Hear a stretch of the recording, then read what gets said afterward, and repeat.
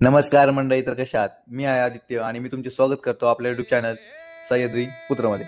मित्रांनो, आज आपण चाललो आहोत सह्याद्रीच्या कुशीत लपलेल्या एका अप्रतिम आणि ऐतिहासिक गडावर म्हणजेच रतनगड किल्ल्यावर. इतिहास, निसर्ग आणि साहस या तिघांचं परफेक्ट कॉम्बिनेशन म्हणजे रतनगड. चला तर मग सुरू करूया आपला किल्ले रतनगड. रतनगड ट्रेक सुरू होतो तो रतनवाडी गावातून. इथं आलं की सर्वात आधी डोळ्यात भरतं ते सुंदर अमृतेश्वर मंदिर. हे मंदिर जवळपास 1000 वर्ष जुनं आहे. हेमाडपंथी शैलीत बांधलेलं आणि आजही तितकंच देखणं रूप वाटतं. थोडं दर्शन घेतलं आणि आता सुरू होतो खरा प्रवास रतनगडाच्या दिशेने. मित्रांनो, ट्रेकची सुरुवात अगदी हिरवाईतून होते. पहिली अर्धी वाट झाडांच्या सावलीतून ओढ्यांच्या काठाने चालत जाणारी.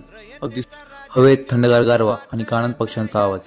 थोडं पुढे गेले की वाट थोडी चढ उताराची लागते, पण त्या चढ उतारातून दिसणारे दृश्य एवढे सुंदर आहे की सर्व थकवा विसरला जातो.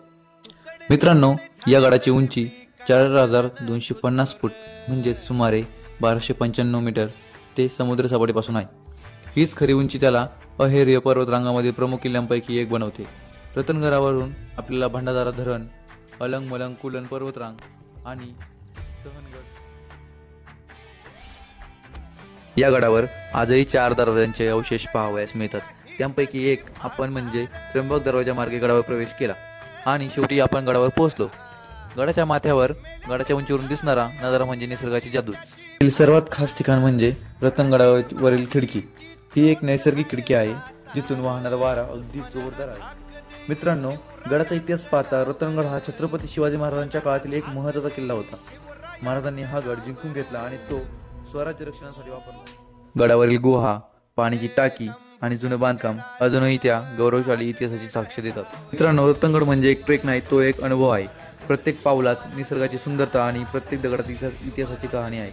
जर तुम्हाला साहस, इतिहास आणि निसर्ग एकत्र अनुभवायचा असेल तर रतनगडाला एकदा नक्की भेट द्या. मित्रांनो, हा ब्लॉग तुम्हाला आवडला असेल तर लाईक करा, कमेंट करा आणि आणखी एक सह्याद्री ट्रेकसाठी आपल्या चॅनलला सबस्क्राईब करा. भेटू पुढील ट्रेकमध्ये. तोपर्यंत जय शिवराय.